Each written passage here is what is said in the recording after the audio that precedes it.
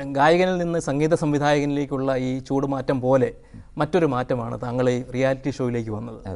അപ്പോൾ ഈ ചാനലുകളെല്ലാം കൂടെ കൂടി മലയാളികളുടെ സംഗീതബോധം തന്നെ ഹനിക്കുന്നു എന്ന് ഒരിക്കൽ ശ്രീകുമാർ പറഞ്ഞിട്ടുണ്ട്. ആ ശ്രീകുമാർ തന്നെയാണ് ഇപ്പോൾ ഈ സംഗീത പരിപാടിയുടെ വിധികർത്താവായിട്ടിരിക്കുന്നത്. അല്ല, ഹനിക്കുന്നു എന്നൊന്നും പറഞ്ഞില്ല. കാരണം വെച്ച് കഴിഞ്ഞാൽ ഹനിക്കുന്നു എന്നൊന്നും പറഞ്ഞില്ല. ഇതൊരു നല്ല കാര്യമാണ്. അതിനകത്ത് അഡ്വാൻറ്റേജ് ആൻഡ് ഡിസഡ്വാൻറ്റേജ് ഉണ്ട്, രണ്ടുമുണ്ട്.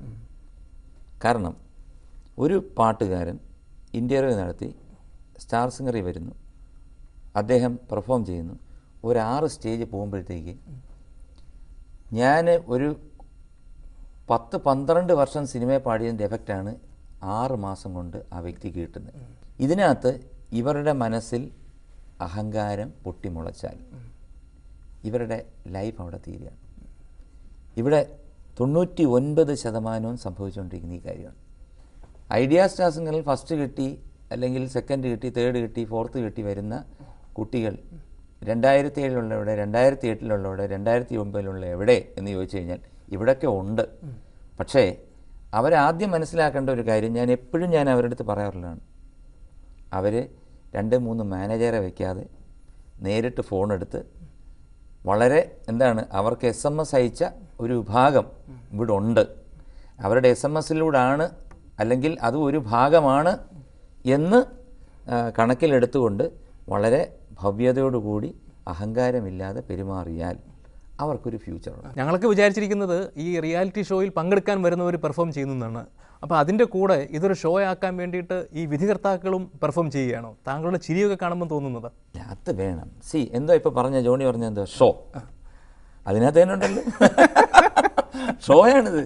കാരണം എന്ന് വെച്ച് കഴിഞ്ഞാൽ ഈ യഥാർത്ഥമായിട്ടുള്ള ഒരു സെറ്റപ്പ് ആണെന്നുണ്ടെങ്കിൽ ഇത് നമ്മൾ TV എന്ന് പറയുന്ന മാധ്യമത്തിൽ വീട്ടിലിരുന്ന് കാണുന്ന കുടുംബക്കാർക്ക് അല്പം തമാശ, അല്പം ദുഃഖം, അല്പം സന്തോഷം, ഒരു അംഗം കാണാൻ താളി ഓടിക്കാൻ. അതിന്റെ കൂടെ ഞാൻ ചോദിക്കട്ടെ, റിയാലിറ്റി ഷോയിലെ വിധികർത്താക്കൾക്ക് ആരെയും കളിയാക്കാനുള്ള ലൈസൻസ് ഉണ്ടോ? കളിയാക്കുകയല്ല ഇത്. ഞങ്ങൾ മനഃപൂർവ്വം, അത് അവിടുത്തെ കണ്ടസ്റ്റൻസിന് അറിയാം, ഞങ്ങൾ കളിയാക്കുന്നില്ല. ഇപ്പം ഞാൻ പറയട്ടെ, വേട്ടാവളിയെന്ന് വിളിച്ചിട്ട് ഞാൻ രാഹുലിനെ ഒരുപാട് പറഞ്ഞു. ആദ്യമൊക്കെ അവനിങ്ങനെ ആണോ സാർ എന്നൊക്കെ ചോദിച്ചുകൊണ്ട് നിൽക്കുമായിരുന്നു.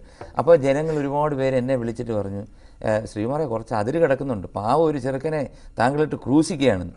ഒടുവിൽ ഈ പറഞ്ഞ പ്രസ്തുത വ്യക്തികൾക്ക് വെളിയിൽ നിന്ന് വിളിച്ച് ജനങ്ങൾക്ക് മനസ്സിലായി ഏറ്റവും കൂടുതൽ സ്നേഹം എനിക്ക് ഇവൻ്റെ അടുത്തായിരുന്നു, VVയുടെ അടുത്തായിരുന്നു എന്നുള്ള കാര്യം. മാർക്ക് കൊടുക്കുന്ന കാര്യത്തിലും ഈ സ്നേഹം പ്രകടമാകും? ഒരിക്കലുമില്ല. അത് എല്ലാവർക്കും വളരെ വ്യക്തമായിട്ട് അറിയാം.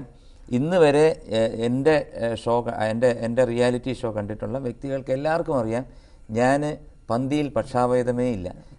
ആര് ആ സ്റ്റേജിൽ കറക്റ്റായിട്ട് പാടുന്നുണ്ടോ അവർക്ക് എൻ്റെ മാർക്ക് കൊടുക്കും. ഇനി അടുത്തിരിക്കുന്ന ആൾക്കാർ 2 മാർക്ക് കൂടുതൽ കൊടുക്കാമെന്ന് പറഞ്ഞാലും ഞാൻ കൊടുക്കില്ല. ഇപ്പോൾ ഈ ഗായകർ എന്ന് പറയുന്ന വംശം ഇങ്ങനെ അറ്റുപോകുന്ന ഒരു വംശമാണെന്നുള്ള ഒരു ഇൻസെക്യൂരിറ്റി ഫീലിംഗ് താങ്കൾക്ക് തന്നെ ഉണ്ടായിട്ടുണ്ടോ? അപ്പം ഫിലിം ചേംബറൊക്കെ നടന്മാരുടെ കാര്യത്തിൽ ചില നിലപാടുകൾ എടുത്തപ്പോൾ അതൊന്നും ഗായകർക്ക് ബാധകമാക്കാൻ പാടില്ല എന്ന് ഏറ്റവും ശക്തമായിട്ട് വാദിച്ചത് താങ്കളാണ്. അത് ഈ ഒരു പേടി കൊണ്ടാണോ? അല്ല, ഞാൻ അന്ന് പറഞ്ഞത്, കാരണം ഇതുപോലെ എനിക്ക് ആരാണെന്ന് അറിഞ്ഞൂടാ, ഇതിൻ്റെ സംഘാടകർ അമ്മയോ മാക്റ്റയോ അല്ല ചേംബറോ, അവർ അങ്ങനെ കുറേ ഫിലിം ചേംബർ അങ്ങനെ കുറേ വിഭാഗക്കാർ ഇതുപോലെ MG ശ്രീകുമാർ ഗായകർ എന്ന് ഉദ്ദേശിക്കുന്നത് എന്നെയാണ്. കാരണം റിയാലിറ്റി ഷോയിലിരിക്കുന്നതുകൊണ്ട് എന്നെയാണ് ഉദ്ദേശിക്കുന്നത്. റിയാലിറ്റി ഷോയിലിരുന്നാൽ സിനിമയിൽ പാടിക്കില്ല, വെളിയിൽ ഒരുപാട് പ്രോഗ്രാംസ് ചെയ്ത് കഴിഞ്ഞാൽ സിനിമയെ പാടിക്കില്ല എന്ന് പറഞ്ഞപ്പോൾ ഞാൻ നേരത്തെ ആദ്യം പറഞ്ഞ പോലുള്ള എൻ്റെ കൊച്ചിലെയുള്ള ആ വികാരം പൊട്ടിത്തെറിക്കുകയും അന്ന് ചാനലുകാരെല്ലാം വിളിച്ചപ്പോഴത്തേക്ക് ഞാൻ അറിയാതെ പറഞ്ഞു. അതിന് ഞാൻ സോറിയും ചോദിച്ചു. പക്ഷെ പറഞ്ഞ കാര്യം സത്യമാണ്. ഞാനൊരു കാര്യം ഞാൻ ചോദിച്ചത്രേ ഉള്ളൂ. കഴിഞ്ഞ വർഷം ഞാൻ 5 സിനിമയിലാണ് പാടിയത്. 5 സിനിമയിൽ 3 സിനിമയിലുള്ള ആൾക്കാരാണ് എനിക്ക് പ്രതിഫലം തന്നത്. അതും പറയാം, 30,000 രൂപയാണ് എനിക്ക് കിട്ടിയത്. ഈ 30,000 രൂപ വെച്ച് ഞാൻ എങ്ങനെ ജീവിക്കും? അതുകൊണ്ട് ഞാൻ എന്തായാലും തൽക്കാലം ഞാൻ ഇതുപോലെ റിയാലിറ്റി ഷോയിൽ എന്തെങ്കിലും കാണിച്ച് ജീവിച്ചോളാം എന്ന് പറഞ്ഞതല്ലാതെ ഞാൻ പാട്ട് നിർത്തിയെന്നോ അല്ലെ സിനിമ പാടത്തില്ലെന്നൊന്നും പറഞ്ഞില്ല. അതിന് MG ശ്രീകുമാറിന് സിനിമയിൽ നിന്ന് കിട്ടുന്നത് ഇതാണെങ്കിൽ പിന്നെ ഈ പുതിയ ഗായകര് എങ്ങനെ ജീവിക്കും? അതല്ലേ ഞാൻ അതുകൊണ്ടാണ് ശക്തമായിട്ട് പറഞ്ഞത്. അപ്പോൾ ഈ പറയുന്നത് കേൾക്കുന്നതൊക്കെ ശരിയാണ്, അങ്ങോട്ട് പൈസ കൊടുത്ത് പാടിക്കുന്നു എന്നൊക്കെ? ഇവിടെ കുറേ സംഭവങ്ങൾ അങ്ങനെ നടക്കുന്നുണ്ട്. ഞാനിപ്പം അത് എൻ്റെ അടുത്ത് ആരും ഇതുവരെ വന്നില്ല. ഞാനിപ്പോൾ ഒരു 4 പടത്തിന് സംഗീത സംവിധാനം ചെയ്തുള്ളൂ. വന്നാൽ എന്തായിരിക്കും? വന്നാൽ ഞാനത് ടോളറേറ്റ് ചെയ്യില്ല. കാരണം ദാറ്റ്സ് എ ബാഡ് ഹാബിറ്റ്. കാരണം ഇവിടെ ഉണ്ടായിട്ടുണ്ട്. എനിക്ക് ആ പാട്ടുകാരെ എല്ലാം എനിക്ക് അറിയുകയും ചെയ്യാം. അതായത് പലരും ഫ്ലാറ്റ് വാങ്ങിച്ചു കൊടുത്ത വ്യക്തികൾ വരെ ഉണ്ട്. അത് വാങ്ങിക്കുന്ന സംഗീത സംവിധായകർ ഇവിടെ ഉണ്ട്. അതൊക്കെ വളരെ സ്ട്രഗ്ലേഴ്സ് എന്ന് പറയുന്നത്. അത് ഹിന്ദിയിലും തമിഴിലും കന്നഡയിലും തെലുങ്കിലും ഒക്കെ ഉള്ളൊരു കാര്യമാണ്. സ്ട്രഗ്ലേഴ്സ്. അവർക്ക് സിനിമയിൽ പാടാൻ വേണ്ടി അവരെന്തും ചെയ്യും. ഒടുവിലായി ഞാൻ ചോദിക്കട്ടെ, ഇപ്പോൾ MG ശ്രീകുമാർ എങ്ങനെ അറിയപ്പെടാനാണ് ആഗ്രഹിക്കുന്നത്? MG ശ്രീകുമാർ ഏത് തരത്തിലുള്ള ഒരു ഗായകനാണ്? ഒരു ആൾക്കൂട്ടത്തിൻ്റെ ഗായകനാണോ? MG ശ്രീകുമാർ സമം MG പ്ലസ് പെർഫോമർ. അതായത് MG ശ്രീകുമാറിനെ ഞാൻ കാണുന്നത് മിനിമം ഗ്യാരണ്ടി അല്ലെങ്കിൽ maximum guarantee. MG plus performer എന്ന് ഞാൻ മീൻ ചെയ്യുന്നത് ആ നമ്മുടെ എല്ലാവരും ഇട്ട് തന്നിരിക്കുന്ന ഒരു പേരാണ് ഈ പെർഫോമൻസ്. Is A performer. നമ്മളൊരു വേദിയിൽ ചെന്ന് കഴിഞ്ഞാൽ നമ്മളുടെ പേരിന് അനുയോജ്യമായിട്ട് നമ്മൾ പെരുമാറണം. We should perform according to the taste of the audience. അപ്പോൾ ആ പ്രശസ്തമായ ആ ചിരി ഉണ്ടല്ലോ, അത് ഈ പെർഫോമൻസിൻ്റെ ഭാഗമാണോ? പിന്നെ നമ്മുടെ മനസ്സിൽ നിന്ന് വരുന്നത്. അല്ലാതെ ഇത് നമുക്ക് അങ്ങനെ എപ്പോഴും ചിരിക്കാൻ പറ്റത്തില്ല. നമ്മൾ സ്റ്റേജിൽ കയറി കഴിഞ്ഞാൽ, ഞാൻ കയറി കഴിഞ്ഞാൽ ഓഡിയൻസിന് എന്തായിരിക്കും ഇഷ്ടം, അതനുസരിച്ച് അവരുടെ ഇംഗിതം അനുസരിച്ച് നമ്മൾ പാടണം. We are bound to do that. ആരായാലും X or Y, ഒരു മ്യൂസീഷ്യനായാലും ഒരു ഡാൻസറായാലും ആരായാലും അത് അവർ ചെയ്യേണ്ട ഒരു ധാർമ്മികമായ കടമയാണ്.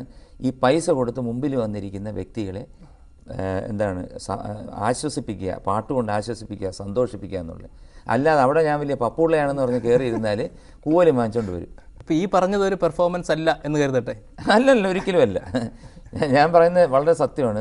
ഞാൻ ഇന്ന് വരെ കണ്ടിട്ട് എൻ്റെ പ്രോഗ്രാം കണ്ടിട്ടുള്ള ഓഡിയൻസിന് മനസ്സിലാക്കാൻ സാധിക്കും. ഞാൻ ഒരിക്കലും ഒരു അഭിനയമല്ല. അപ്പോൾ ആ പെർഫോമൻസ് തുടരട്ടെ. വളരെ thank you very much. Thank you.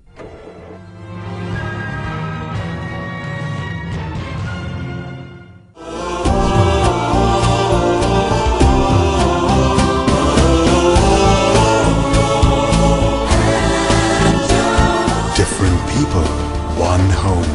ManoramaOnline.com, your home